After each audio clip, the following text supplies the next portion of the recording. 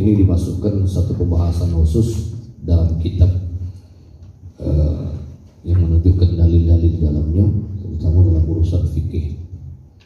Karena berlakulah nanti jenazah itu hal-hal yang akan diperlakukan kepada mereka, maka juga berlaku aturan syariat bagi mereka, bil khusus kepada kita yang hidup. Di samping ini merupakan aturan yang sempurna dibawa oleh Rasulullah, kedua juga ini sebagai memuliakan manusia. Jadi kemuliaan manusia di antara makhluk-makhluknya, di antara makhluk yang lain, bahkan sampai makhluk-makhluk yang lain pun matinya itu berbeda dengan manusia. Tetap ada penghormatan, ada penghargaan, dan satu aturan yang berlaku tentang kemuliaan manusia itu sendiri. Maka berlakulah beberapa hukum-hukum syariat yang ada di dalamnya. Dia akan berlaku bagaimana jenazah ini harus diperlakukan sebelum dia meninggal sekalipun. Ada hal-hal yang disunnahkan Nabi bagi orang yang akan meninggal, akan disunnahkan Nabi apa yang harus dilakukan kepada orang-orang tersebut. Nah, di pembuka bahasan Kitabul Janaiz ini ada satu hadis Nabi SAW. An Abi Hurairah radhiyallahu anhu, dari Abu Hurairah radhiyallahu anhu, berkata, qala Rasulullah SAW, telah bersabda Rasulullah SAW, akthiru, kata Nabi, perbanyaklah kamu.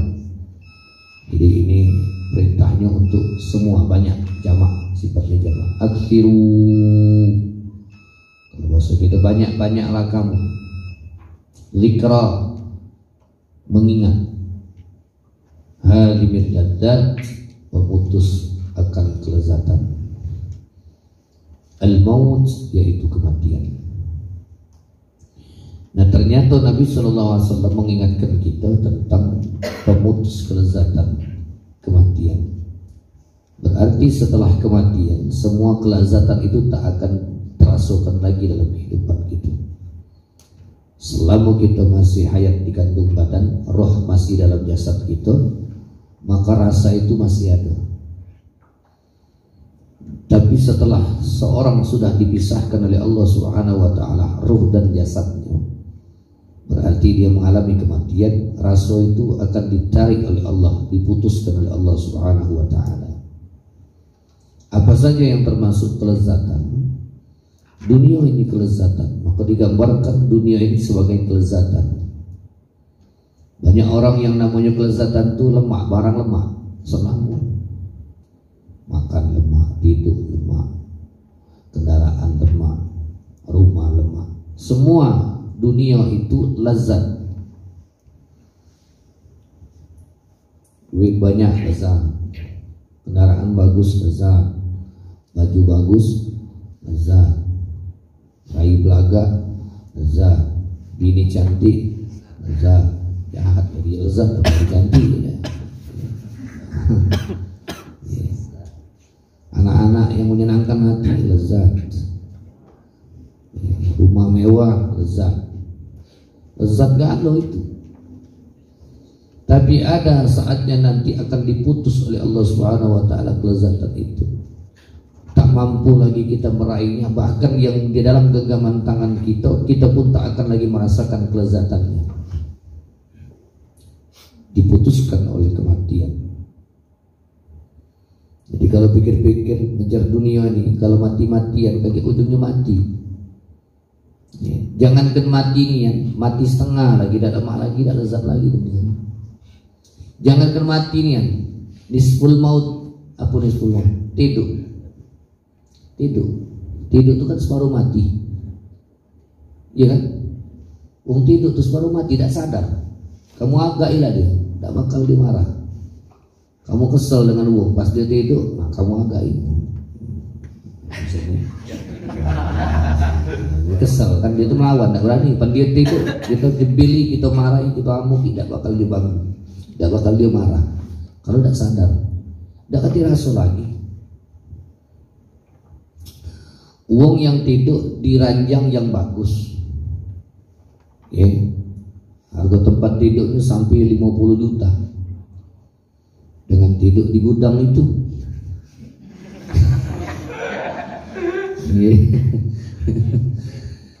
Kasurnya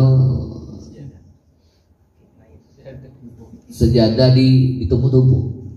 Semua ambalamu itu belum yang laileran di situ kan. Kapan latih tidur nyenyak, kate beda. Di mata. Iya. Bedanya sedikit waktu bangun baik. Sakit kalau badan. Malahan lemak. Justru tidur di tempat yang tidak lemak ego itu bangunnya cepat. Kalau tidur yang tempat lemak tuh malah bangunnya tidak cepat. Minyak ego. Makanya aku kalau di rumah itu timernya AC itu jam 2:30 aku matikan, mati dewek. Biar badannya hangat, jadi cepat bangun. Kalau sampai subuh lemak tidur minyak, bakal kesiangan itu alamat subuh. Itu yang adu AC. Jangan yang adu AC tidur lemah, kasur bagus, apalagi itu di gudang lagi masih kesiangan. Kipas angin bunyi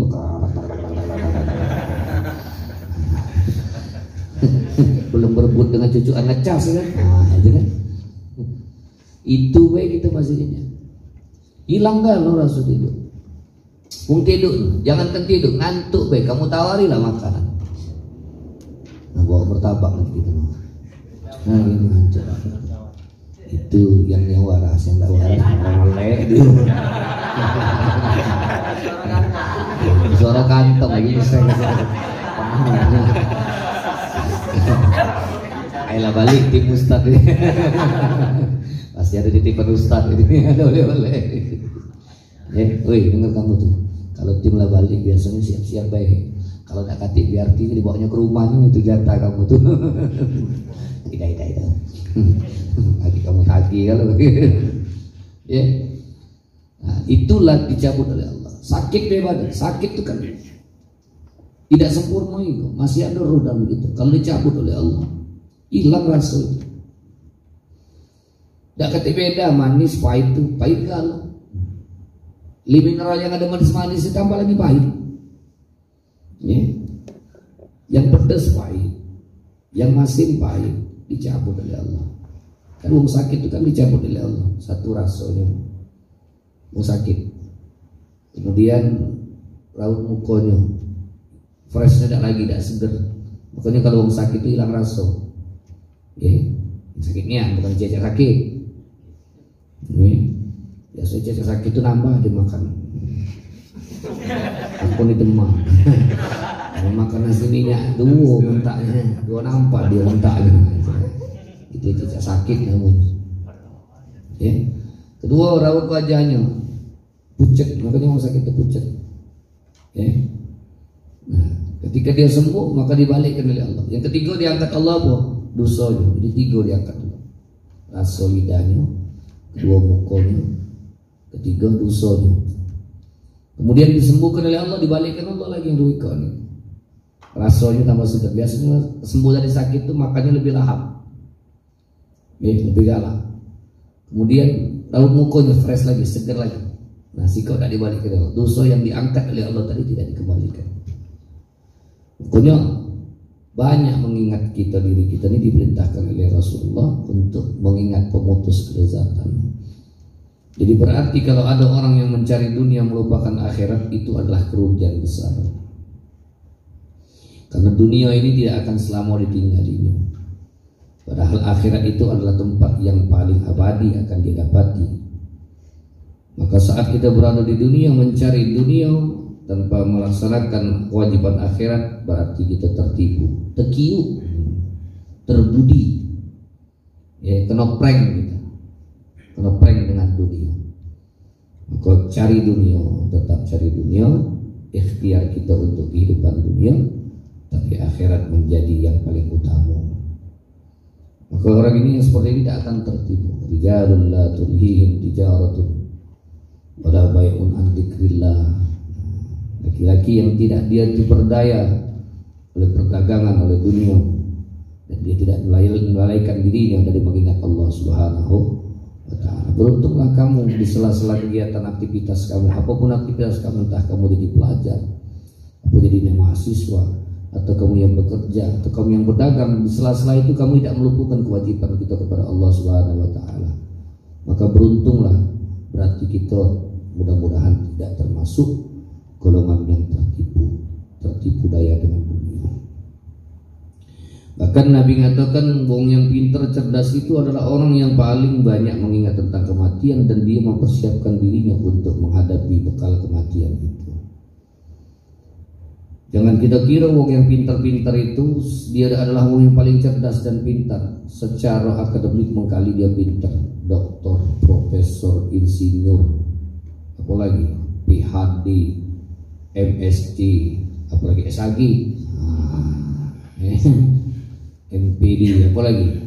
Semua ujung-ujungnya loh, segala macam. Secara akademis mengkali kecerdasan dia dapatkan, tapi kecerdasan emosional, kecerdasan hakiki yang dia dapatkan tidak dia peroleh karena dia tidak mau mengingat kematian. Ciri orang ingat kematian apa? Dia dia tidak meninggalkan ibadah. Itu orang ingat kematian. Sibuk-sibuk dia ibadah tidak pernah pindah. Itu orang ingat mati. Tidak usah ngomongin. Kau ingat, oh ingat apa nanti? Semayang dah. Itu apa ini berapa? Itu bukan ingat-ingatan, tapi gerakan tubuh kita, detak hati kita untuk selalu ingat dengan Allah, melaksanakan kewajiban Allah. Subuh jangan kesiangan, berjemaah, walaupun kedengaran berlari-lari kan, salah ruku, dikit-dikit lari kan, kedengaran. Aku kedengaran, aku ruku tuh, kalau aku lambat ke ruku, tapi aku agak lama di baru sih, kepek, langsung berangkat aku kan, nah kapan oleh, mas-masbuk kawan aja, masih lemah, masih sholat subuh berjamaah. Jangan kesiangan. Ini jangan kesiangan. Rugi. Nah, sikoknya ini belum ngamal kamu nih bacanya. Qobliyah subuh tuh baru sedikit nih yang ngamal qobliyah subuh. Coba di istiqomahkan. Kalau kamu hidup kamu nak berubah, istiqomahlah. Qobliyah subuh tuh jangan tinggal. Istiqomahlah. Kalau nak berubah hidup, nak berubah nak ada kebaikan yang kamu rasakan, kebaikan sebenarnya, nekatkan, kuatkan, dipaksa. Kalau sudah dipaksa jadi terbiasa. Kalau sudah terbiasa jadi jatuh cinta. Jadi kalau sudah jatuh cinta, sekali tak bertemu, tak berjumpa, terasa tersiksa. Benar tak? Tersiksa benar tak? Gelisah, nak ngecek kuota ada kati. Tetring kawan jauh galau kemana, di gudang sepi, nah gelisah, ya tersiksa, nah bertemu cak mana, ya, nah ajak jalan buntu,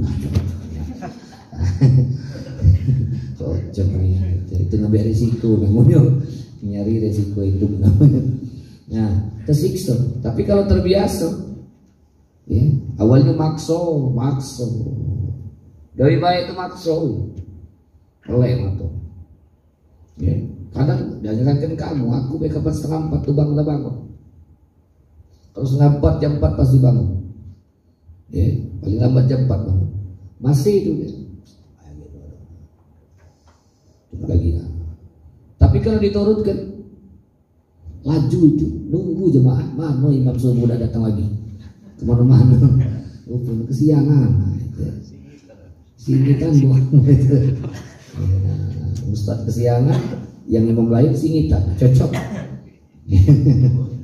Nah, jadi itu dilawan, dipaksa, mulai. Aman diturut ke ujung pala, sultan mulai. Nah, jadi jangan nunggu rakaat kedua kedengaran suara ustaz baru kedengaran baru bangun lagi. Usahakan besar speaker kita, tapi kok power dipasang masih tidak terdengar. Nah, jadi rugilah kita meninggalkan akhirat, meninggalkan ibadat sekedar untuk tujuan dunia. Maka Nabi tegaskan tadi, aksiru ala hadibil ladzat al-maut. Tinggal kalau rumah ratusan miliar kita beli, puluhan miliar tinggal. Mobil bagus tinggal, motorannya tinggal, bini cantik tinggal, apalagi bini jahat. Jahat yang tinggal, apalagi yang jahat tinggal. Jahat perangi maksudnya itu. Mencantik itu kan relatif beda. Ujiku cantik, belum tentu juga kamu cantik. Uji kamu cantik, ujiku jahat. Lain penjingoan, manusia itu lain penjingoan kan. Uji kita monyong, uji kamu tipis. Uji kita madon, uji dia baca artis. Lain penjingoan madon ini beda. Jadi jangan kita nih, jangan mengukur kesenangan uang, nggak boleh mengukur kesenangan uang. Ada kali Allah jahat bini kau ini harus itu siap-siap itu pelaku itu. Jangan diukur kesenangan uang, matu ini beda. Ada matu waras, ada yang setengah waras, ada yang kena bunuh-bunuh matu. Ada yang rabun, ya kan rabun kan, hawar-hawar ningoknya kan. Oh, agak kapan di mana ya Rabbana. Itu bahasa itu set bahasa Arabnya al juga. Apalagi pakai aplikasi ya. Pakai aplikasi mantap nih. Kapan aslinya ya Rabbana. Lah nak dilepas ke laju terpaksa. Nah, jadi perbanyak mengingat kematian, mengingat memutus kelezatan, itulah al-maut. Hadis ini sahih. Ya, Allah. Ini iftitah pembukaannya. Baru kita apa yang harus dilakukan dengan jenazah.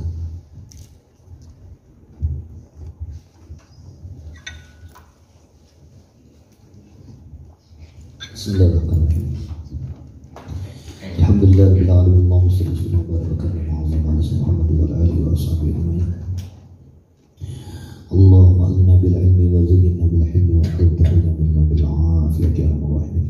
Allahumma ighfir lana wa liwalidina warhamhum warhamna wa lil muslimin wal muslimat wal mu'minina ila yawmil bi rahmatika ya rabbal alamin. Allahumma anfa'na bima 'allamtana wa 'allimna alladhi yanfa'una. Allahumma rabbana 'alaika tawakkalna wa ilaika anabna wa ilaikal masir.